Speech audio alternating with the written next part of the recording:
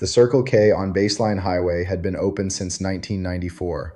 Same fluorescent buzz, same sticky floor, same clerk who had stopped looking up years ago. At 11:47 p.m. on a Friday, it was the last place on earth anyone expected to become a crime scene. But that is exactly what happened. A Snapchat story. That is what caused it. A 40-second clip posted to a private story that was supposed to reach 12 people and no one else. It reached more than 12. And one of the people who saw it was standing in the parking lot 40 minutes later with something to prove. I'm Danny Cruz.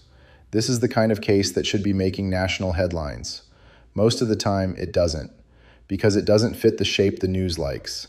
It is ugly, specific, and it involves two women instead of a man and a woman. It involves social media in a way that makes editors uncomfortable. It involves a death that happened fast, in public, with witnesses who didn't want to talk. But the documents don't care about discomfort.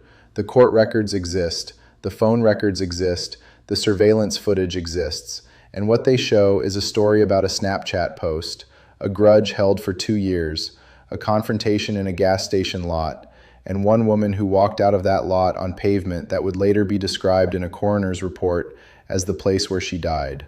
If that interests you, subscribe, because what I'm about to show you is what the files actually say.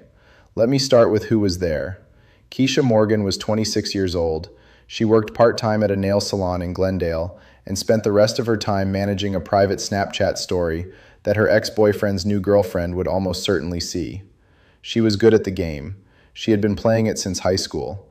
She knew what land, what sting, what would make someone drive across town at midnight. Danielle Brooks was 29. She had a son who was about to start second grade. She had a job in medical billing. She had a restraining order against a man she had dated for 8 months in 2021, and she had a history with Keisha Morgan that went back further than anyone outside their circle could easily explain.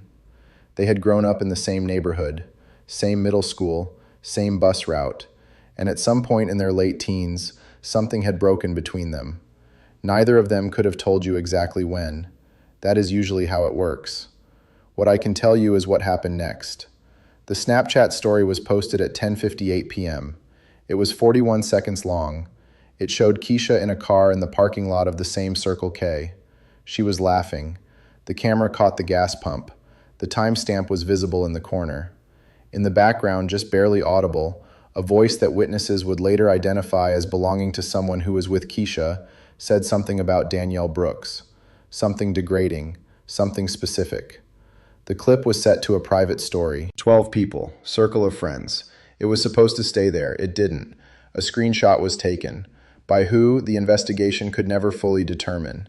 But someone screenshotted that 41-second clip and sent it to Danielle Brooks through a group chat that had nothing to do with Keisha. Danielle saw it at 11:02 p.m. She read the messages that came with it. She knew what it meant. By 11:19 p.m., she was driving. Now, before I go further, I want you to think about something. How many times have you seen something online that made your blood go hot? A post, a message, a rumor about you that someone shared with a crowd, and you sat there, phone in your hand, and felt the weight of what you could do next. The option to do nothing, the option to wait, the option to show up in person and make sure they know you saw it and you are not going to forget it. Most people choose the first two options. The ones who choose the third are the ones who end up in files I read. Danielle chose the third. She didn't call Keisha. She didn't text. She drove 20 minutes to a gas station she knew Keisha used because Keisha had mentioned it before, in conversations Danielle had been part of when they still spoke, back when they were still pretending this wasn't a war. She pulled into the lot at 11:31 p.m. She parked near the air pump. She got out. She walked toward the front door. She saw Keisha's car. Now, I need you to pay attention here, because what witnesses said happened next is the part that matters most. And it is also the part that two different witnesses described in two very different ways. Let me tell you what the witnesses said. The first witness was a man pumping gas on the far side of the lot. He was facing the building. He saw a woman walk in. He saw another woman come out from behind the car she had been standing behind. He heard something that might have been a shout. He heard a response. He said it lasted maybe 90 seconds before the fight started. The second witness was inside the store, the clerk. He saw the first woman come in, look around, and then go back outside. He thought she had changed her mind about buying something. Then he heard something at the door. Here's the problem with this case. Both witnesses described the beginning differently. One said Danielle threw the first punch. One said Keisha did. One said there was pushing first. One said it went from 0 to violence in seconds. What they both agreed on was what happened after. The fight moved out of the doorway and into the parking lot. It was not a clean fight. It was grabbing, shoving, at least one fall to the ground. Danielle hit the pavement first. Keisha was on top of her. Then something happened that neither witness could fully describe because it happened fast, and the light in the lot was bad and the angle was wrong. Danielle stopped moving. Keisha got up. She stood over her for a moment. The first witness said she looked like she was breathing hard. The second witness said she heard Keisha say something. The words were unclear. Maybe it was a name. Maybe it was a curse. Maybe it was nothing at all. Then Keisha walked back to her car. She got in. She drove away. Danielle Brooks was on the pavement behind the Circle K. The clerk came outside when someone yelled. He called 911 at 11:48 p.m. The paramedics arrived at 11:56 p.m. They pronounced her dead at the scene. Cause of death, blunt force trauma to the head. She had fallen and hit the pavement. There were no weapons found at the scene. There was no knife, no bat, no gun. The fight had ended because one of them had fallen and the other one had walked away. And then Danielle Brooks was dead on the pavement behind a Circle K. And the question that the investigation had to answer was not who started it, but what exactly happened in those 90 seconds. What did the surveillance footage show? Let me tell you what I found in the court records. The Circle K had 4 cameras. 2 covered the front entrance. 1 covered the side lot. 1 covered the back area where Danielle was found. The footage was retrieved by police within 2 hours of the incident. It was not released publicly, but it was entered into the court record during the subsequent prosecution, and I have reviewed what the file says about what those cameras captured. The front entrance camera showed the confrontation at the door. It showed 2 women. It showed pushing. It showed one of them shove the other hard enough that she stumbled back a step. It showed the other woman come forward and swing. It caught the moment of impact. It caught the fall. But here is what it did not catch clearly enough to use as definitive evidence. It did not catch who threw the first punch. The angle was wrong. The light was bad. You could see motion. You could see contact. You could not see with absolute clarity who initiated the physical exchange. The side lot camera caught more. It caught Keisha coming out from behind her car. It caught Danielle walking toward her. It caught the exchange of words. It caught Danielle step forward and Keisha step back, and then Keisha step forward again. And it caught something else. It caught a third person. Someone who had been in the car with Keisha. Someone who got out when Danielle arrived. Someone who was standing to the side during the fight and then got back in the car before Keisha drove away. The file lists this person as a witness. The witness was never called to testify. The witness provided a statement to police and was never identified by name in the charging documents. I found that interesting. I found a lot of things about this case interesting. Let me tell you about the phone records. Danielle Brooks's phone was recovered at the scene. It was cracked. The screen was still on. The last activity on it was a screenshot taken at 11:02 p.m. The screenshot was of the Snapchat story. The metadata on the image file matched the timestamp on the post. It had been shared in a group chat at 11:04 p.m. The group chat had 11 members. 9 of them were never interviewed. 2 of them were. One of them said they had seen the story and forwarded it because it was funny. The other one said they had sent it to Danielle because they thought she should know what was being said about her. Neither of them was charged with anything. Now let me tell you about what happened to Keisha Morgan. She drove home. She told her boyfriend she had been in a fight. She told him someone had gotten hurt. She did not say who. She did not say what had happened. She went to sleep. She was arrested the next morning at 7:14 a.m. 2 officers knocked on her door. She answered in the clothes from the night before. They told her she was being arrested for voluntary manslaughter. She made a statement. The file contains the transcript. She said Danielle came at her.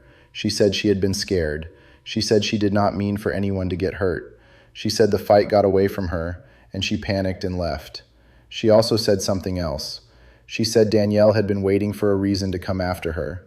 She said the Snapchat post was just an excuse. She said this had been building for 2 years, and everyone who knew them knew it. Whether that is true or not, I cannot tell you. That is what she said. The charging documents list the cause of death as blunt force trauma. The medical examiner found contusions on the back of Danielle's head, consistent with a fall onto a hard surface. There were no injuries consistent with a weapon. The official ruling was homicide. Keisha Morgan was charged with voluntary manslaughter. She pleaded not guilty.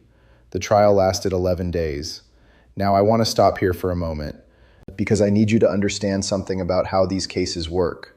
When someone dies in a fight and there are no weapons and no witnesses who agree on what happened, the prosecution has to prove that the death was caused by something beyond what the law considers acceptable in a physical altercation.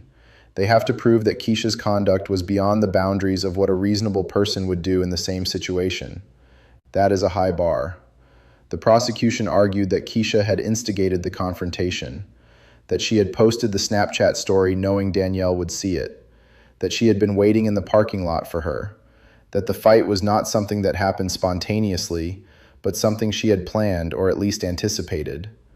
The defense argued that Danielle had driven to the location, that she had come looking for a fight, that Keisha had been minding her own business at a gas station and been confronted, that the fall that killed Danielle was exactly the kind of risk that both women accepted when they chose to engage in a physical altercation in a parking lot.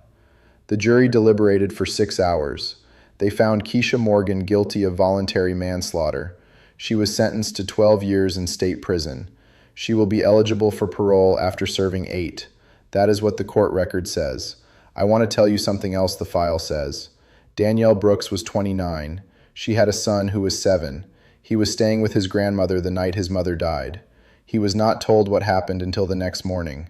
The grandmother told him his mother had gotten hurt and she was not coming home. The file contains a victim impact statement from Danielle's mother. It is 4 pages long.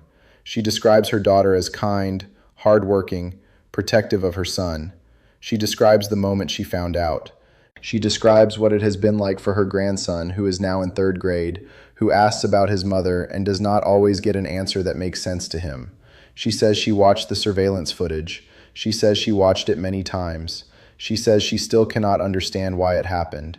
She says she reads the transcripts and she reads the legal arguments, and she understands what the court decided. She says she does not think the court decided the right thing. She says 12 years is not enough. She says nothing will ever be enough. The file also contains a letter from Keisha Morgan. It is addressed to the court. It is 2 pages long. She says she is sorry. She says she did not mean for anyone to die. She says she thinks about it every day. She says she hopes that someday Danielle's family can find peace. The judge read both statements. The sentence was 12 years. I have read a lot of court files. I have read a lot of sentencing transcripts. I have learned to look for what is not in the file as much as for what is in it. Here is what is not in this file. The name of the 3rd person who was in the car with Keisha. The person who got out and stood watching and then got back in and drove away. The person who police spoke to and never called as a witness. That person is not mentioned again after the initial report. The group chat that shared the screenshot. 9 members. None of them were interviewed in any detail. None of them were called to testify. The prosecutor's file mentions them and then moves on. The full content of the Snapchat story. What exactly was said in the audio that witnesses described as degrading? The 41-second clip that started all of this. That clip does not appear in the file. It was not preserved in a form that became part of the record. What exists are descriptions, and screenshots, and metadata. What exists are the pieces of a story that you can put together if you are willing to look. And here is what I keep coming back to.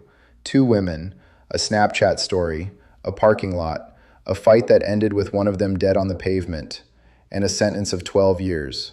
12 years for taking a life over a post on the internet. That is what the documents say. I'm Danny Cruz. I've spent my career reading files that people didn't want published. This one was in the public record. It was easy to find. But most people don't know it exists because most people aren't looking. They're looking for the story that fits the format, the one with the clear villain and the clean verdict and the satisfying ending. This one doesn't have any of that. It has 2 women who knew each other and a grudge that neither of them could let go of. It has a social media post that was supposed to stay private and didn't. It has a confrontation in a parking lot that neither of them planned, but both of them were ready for. And it has a death that changed two families forever. If you want to understand what actually happened, read the file yourself. The case number is in the description below. The court records are public. The witness statements are there. The phone records are there. What you decide about it is up to you. But before you go, if this kind of story matters to you, if you want to see more of what the public record actually contains, subscribe, leave a comment. Tell me what you think about this case. Tell me what you think should have happened. Tell me what you think the role of social media was in something like this. I read every comment, and I'll see you in the next file.